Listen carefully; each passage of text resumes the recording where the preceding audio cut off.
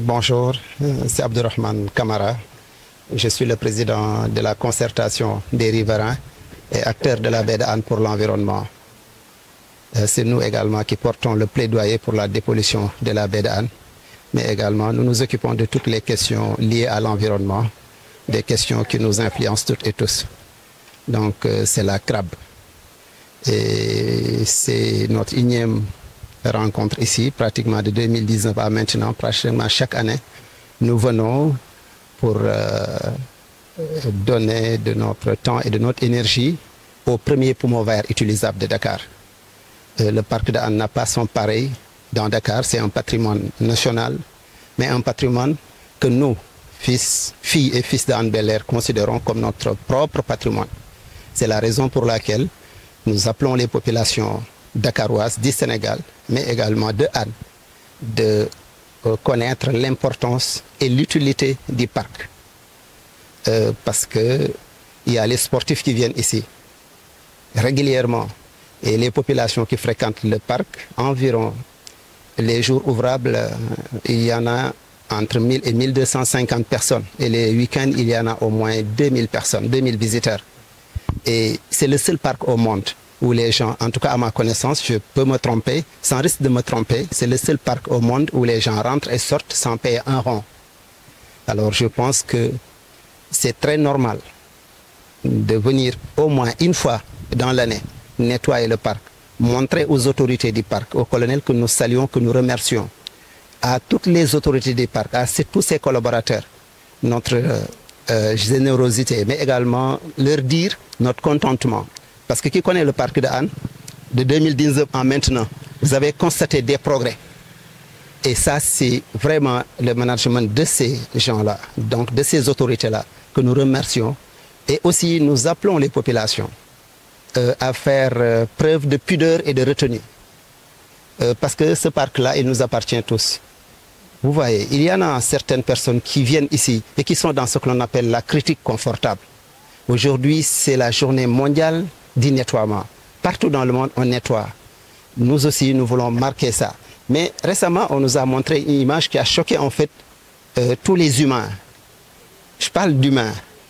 Le lion qu'on a montré. Et je pense que si, par exemple, vous, journalistes, et je vous interpelle aussi, vous avez ce rôle-là aussi. Parfois, ne partagez pas n'importe quoi. Venez vers l'information. C'est des gens qui sont ouverts et accessibles. Vous avez vu, il est là avec son adjoint, tous ses collaborateurs. Ce sont les agents du parc qui sont là. On nous montre un lion affamé, mal géré. Et pourtant, cette image-là date environ de 2016-2017. C'est pas normal. Regardez, la grille là, dont on nous a montré, de protection, il y en a un double grillage. Donc pour simplement dire que c'est faux. Et la durée de vie d'un lion, vous le savez tous, c'est environ 20 ans. Et les lions qui sont là, très honnêtement, on les a bien gérés. Ils sont entre 17 et 20 ans.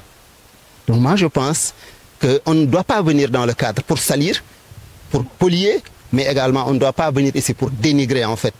Quel est le geste que nous pouvons faire d'utile pour le parc? Moi, je pense que chaque citoyen devrait se poser cette question-là. Et le colonel a raison de dire, en fait, les autorités donnent l'impulsion.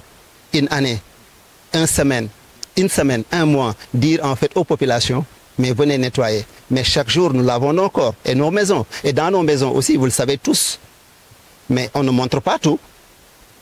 Pourquoi donc nous venons dans un cadre paramilitaire, une administration qui gère et qui fait très bien son travail, très honnêtement, et qui le gère pour nous, parce que le parc date environ de 1903. De 1903 à maintenant, il n'y a pas son pareil dans Dakar. Tu as vu? Si ces gens-là ne l'entretenaient pas, est-ce qu'on aurait en fait ce cadre-là? Et les gens viennent, ils prennent des photos, des images, des clips. Et pourtant, tout ça est encadré, mais parfois, il y a une certaine tolérance des autorités. Mais nous les interpellons aussi. On peut être courtois et ferme aussi. Parfois, pour certaines personnes qui n'ont pas de pudeur, si vous ne pouvez pas porter cette... Nous sommes des communautaires et nous sommes des enfants d'âne. Mais nous sommes des citoyens et nous voulons être des citoyens modèles, avertis, très corrects, mais qui disent la chose de la façon la plus correcte possible, la plus gentille possible. Mais également, dire aux autorités, nous pouvons corriger la donne. Tout n'est pas nickel ici. Mais tout de même, nous pouvons constater de réels progrès. Et à vous, journalistes aussi, faites cet effort-là de venir visiter avec les autorités, mais d'informer juste et vrai. Parce qu'aussi, parfois, est-ce que ce que l'on dit est vrai? Est-ce qu'il est bien? Est-ce qu'il est bon? Il faut également se poser la question. Est-ce qu'également c'est nécessaire? Si ce n'est pas vrai, ce n'est pas bon et ce n'est pas nécessaire, pourquoi le dire?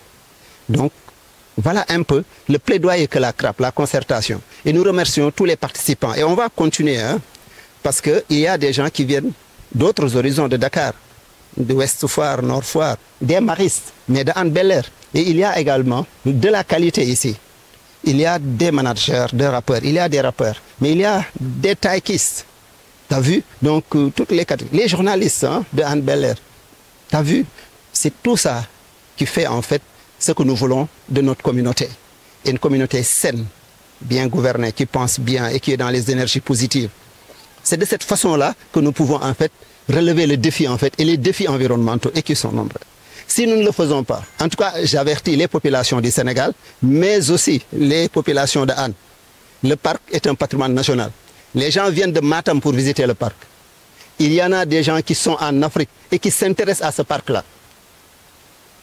Donc si demain, nous ne voulons pas être dans le développement partagé, c'est-à-dire partage de moyens, partage de responsabilités, voir qu'est-ce que nous pouvons faire d'utile et de bon, si toutefois demain, d'autres personnes beaucoup plus averties, beaucoup plus gentilles, mais également beaucoup plus nantis, viennent et voient les autorités et proposent des choses qui peuvent aider le parc, mais là également, l'autorité ne peut qu'aller avec des gens qui sont dans un bon esprit et qui sont dans des initiatives qui peuvent nous aider à... Parce que le monde est dans des initiatives citoyennes de développement humain et social. Il faut le comprendre. Donc voilà un peu ce que nous voulons lancer. Soyez ici, et je pense que ce groupe-là, et je le lance ici, hein, avant de partir, je vais donner mon numéro pour les populations, qu'on puisse nous créer une dynamique, un groupe WhatsApp, où tous les 2 mois, très honnêtement, on vient spontanément avec les autorités nettoyer le parc. Mais qu'on se parle, qu'on discute de choses. Et s'il y a une image qui ne reflète pas la vérité, qu'ensemble, que cette communauté-là dise non et c'est pas vrai et rétablisse la vérité. Waaw ñi ngi nuyu ñi fi teew ñëpp di jiital kilifa wu parc bi directeur bi teew ni moom ak collaborateur am yëpp buñ ko nuyoo moom nuyu nañ ñëpp waaye nuyu nañ képp ku fi ñëw foo mën a jógee ci Sénégal ak ci Dakar nuyu nañ également kilifa yi nga xamante ni dañoo bàyyi seen i mbir te ñi ngi fi xam nañ leen ñëw jàpp ci. ñoom ñëpp sant nañ leen gërëm nañ leen leneen li mooy tey adduna bi yëpp dañuy féete set ak setal ci kaw suuf looloo tax ñun ñu ne amuñu faneen fu ñu war a mën a dem tey fu dul parc de Hann bi nga xamante ni mooy foo xamante ni ñëpp dañ fiy daje nga mën fi am jàmm ak salaam am fi péex am fi wér-gu-yaram lu mu gàtt-gàtt muy 80 hectares au départ xam nga léegi ñu jël ci ministère de l'environnement environ 20 hectares donc bu des ay pratiquement 60 hectares. daa fi cadre bii nag am ay garab am péex mi am jàmm ji amul faneen fii ci biir Dakar ñuy ñaan askanu Sénégal askanu Hann Bel-Air ñu xam lan la ñu am parce que le parc fait partie de nos 40 kilomètres de commune ci 40 kilomètres de commune yi ñu état du Sénégal sédd parc daf cee bokk parc de Hann ni ñuy sàmmee baie de Hann noonu la ñu war a sàmmee parc de Hann won kilifa yi fi nekk sant leen gërëm leen wax leen waaw góor te waaw góor taxut a doon beneen góor waaye sedd na xol ñun bii dañ fiy ñëw di fi dugg di génn ba at bi jeex fukki dërëm duñ ñu ko fi laaj fenn kese la ñuy fayee ko te xam ngeen ni montant yi demewul noonu mooy biir réseau bii te loolu également gaynde bi ñu wane woon fan yi ñi koy def rafetlu wuñ ko ñun en tant que population parce que gaynde su lu mu gàtt gàtt moom mala la waaye am na dignité dignitéem dañ ko war a préserver mais également loolu ñu wane du dëgg ndax ku xam parc de Hann xam ne ni gaynde yi boobu grille boobu ñu wane benn grillage de protection kese la am te tey jii boo fa duggee di nga gis ñaari grille de protection te bëggoon naa sax balaa ngeen dem xool ko te image boobu ça date environ de 2016 2017 ñu koy wane pour yàq deru ñi fi nekk te ku ci nekk am nga kër am na loo xam ne sa biir kër doo ko wane. parc bi ku fi ñëw 2019 ab tey xam nga ni am na avancé yu rëy te kilifa yi ñooñu sàmmal àll bi nag ba tey yëfu ñëpp la waaye ñenn ci taxaw nag ba ñu mën ci jote comme ñun dañ fiy dugg di génn te duñu fay di fi bànneexu di fi def sport rafet na at bu nekk ñun ñu jël xanaa benn bis ñëw rek ne waa parc bi yéen ñi koy gérer at bu nekk bis bu nekk di setal jërë ngeen jëf waaw góor lii mooy suñu asaka yéene ci yéen suñu amoon lopp yi itam def ko loolu tam ñu ngi ciy woo képp koo xam ne Hann Bel-Air nga dëkk waaye képp ku fi am ndombal tànk te di fi njiit ñu ngi la ciy woo nga ñëw def ko fi am na loo xam ne nag ñun ñi dëkk Hann Bel-Air war nañ ko xam mooy parc bi buñ ko sàmmee ak waa réew mi waa Hann Bel-Air ñoo ciy jëkk jaruñu balaa keneen di ci jaruñu waaw kon nag loolu la ñu waxoon ne tey bisu set la ak setal dañu ñëwoon rek pour wax waa parc bi directeur yow ak sa mbooloo ak kilifa yi yéen ñëpp yal na yàlla fayal ñu leen seen taxawaay sell na rafet na mission bi yombul te masul yomb waaye nag gungente ci ngir yàlla te incha allahu taala ndombal tànk baax na waaye njariñ moo ko gën yéen ay nit ñu am njariñ ngeen te Sénégal war na leen xam ñu ngi leen di ñaanal yokkute ci bépp fànn ñun daal ñoo ngi fi lépp loo leen jàpp ni yéen mënu leen ko wax ndax nag dañ leen tënk ñun pare nañ pour wax ko pour askan bi mu nekk nag luy jariñ mu nekk dëgg mu nekk lu constructif waaw su fekkee ni nag du dëgg amul njariñ wax dëgg yàlla est-ce que buñ la ko waxaloon itam du la neex est-ce que jar na nga koy wax waaw kon nag daal jaa ngeen jëf waaw leen góor te nag ñu ngi woo askan bi yëpp tamit fii nii lii nii ñu dajaloo ñun mbooloo mi balaa ñoo dem ma jox leen sama numéro ñu am benn communauté boo xamante ni fa la ñuy waxantee bu ñu soxlaa ñu ñëw ndax nag gaynde boobu ñoo ne woon jàpp naa ni am na budget bu leen di dundal mais doyul ñun askan bi war nañu ñëw léeg-léeg làmb suñu poche ñëw participer loolu ñuy wax développement partagé partage de mooy partage de responsabilité fooy dugg te fayoo fa dara